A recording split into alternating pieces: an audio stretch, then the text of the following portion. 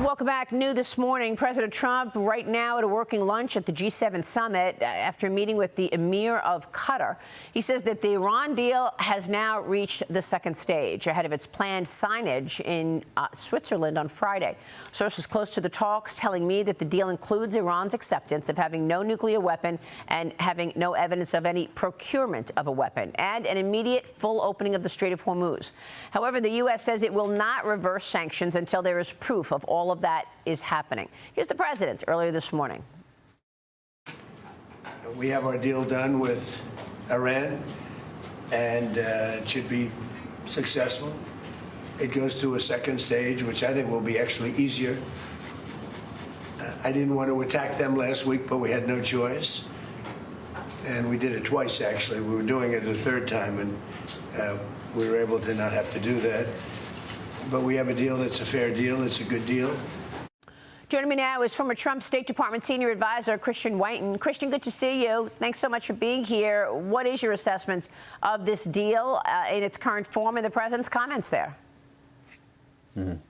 You know, I think it's not good. Unfortunately, it does have a lot of payola. The president may say that that money will not come from the United States. This would be a sweetener to Iran just for signing an agreement, and later a lot more payola for doing certain things if negotiations go well. President Trump and actually Canada Trump very critical of Barack Obama for putting $1.7 billion on a plane and sending it to Iran for the 2015 flawed nuclear deal. But there's talk that certainly the Iranians believe that they are entitled to $12 billion of theirs that is held up in Qatar. That wouldn't be a payment directly from the United States, but nonetheless a pretty big paycheck for signing a deal, which still isn't public. We still don't really know what's in it.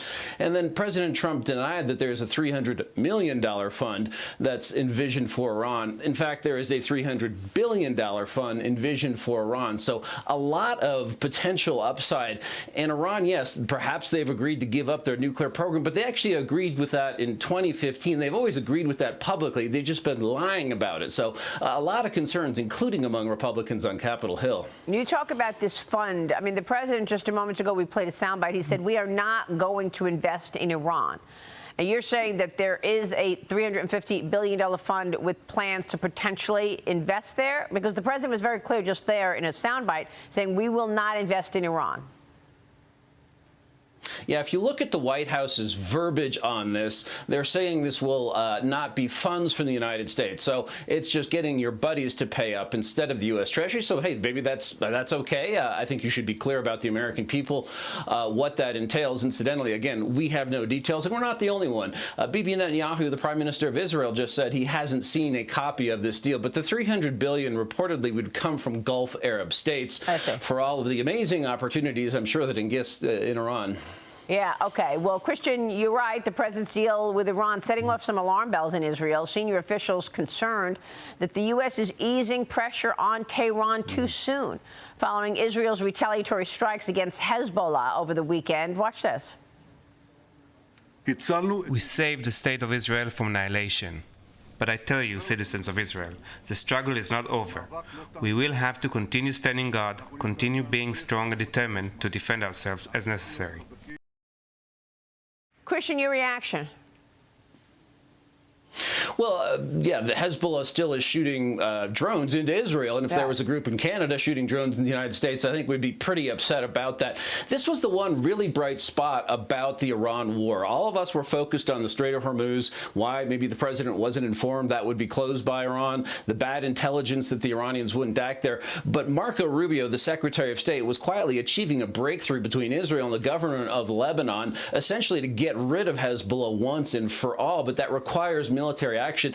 And now because of this deal, Iran has made very clear it sees Hezbollah as part of itself, which it is. But really you have an oddity where the President of the United States is the one being hardest, using an expletive-laden phone call with Netanyahu, telling him they can't, and going forward that Israel will only be able to act against Hezbollah in very narrow self-defense purposes. That's very different than where we were a couple of weeks ago, where Hezbollah may have been gone from the picture forever. Hezbollah, incidentally, a lot of American blood on its hands, not just Israeli. Well, Iran also wants Israel to end the military campaign in Lebanon, despite the IDF saying that the military would hold its so-called security zone in Lebanon indefinitely, Christian. So, the Iranians want this to be part of the deal.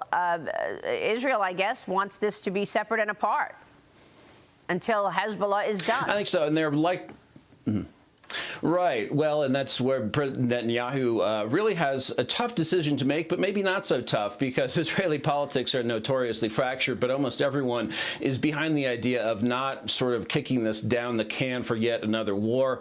That was also a decision they made with Hamas. Hamas, you'll recall, invaded and gruesomely murdered thousands of civilians in 2023. Yeah. Israel is sick of having to fight the same war over and over again. So the idea that the security zones and features that they've created in northern Israel, that they should just give it away in order to please Donald Trump for a deal, which, again, we don't know what the specifics are. So, yeah, it'll be interesting to see whether Israel complies or not. And then there was Ukrainian President Zelensky proposing a meeting at the G7 with Russia's Putin, European leaders, and President Trump, following what he called a very good phone call with President Trump. Kyiv and Moscow traded strikes in recent days following a wave of Russian strikes hitting a key religious site in the country's capital. Christian, where does that war stand? It's finally at a stalemate, which is pretty amazing that Ukraine, which is much smaller, has been able to fight much larger Russia and the storied Russian army to a standstill, at least for now. Now, it's done so with a lot of U.S. intelligence help and intelligence surveillance and targeting in particular, and a lot of American money, some European money. So now there are actually conditions for negotiations to occur, because neither side really thinks it's going to make huge battlefield gains. The idea of getting Zelensky and Putin in the room and hammering out a deal, I think, has always been far-fetched. You want to use intermediaries because it's going to be an ugly peace regardless of what comes out. Russia certainly is not going to get what it intended to get when it went to war, but Ukraine will also have to cede some territory. So I don't really think Putin or Zelensky want to be the signatures on the paper. You want to use intermediaries. So maybe it'll happen someday, but not at the G7. All right, we will leave it there. Christian, good to check in. Thanks so much. Christian Whiton this morning. Thank you. We'll see you soon.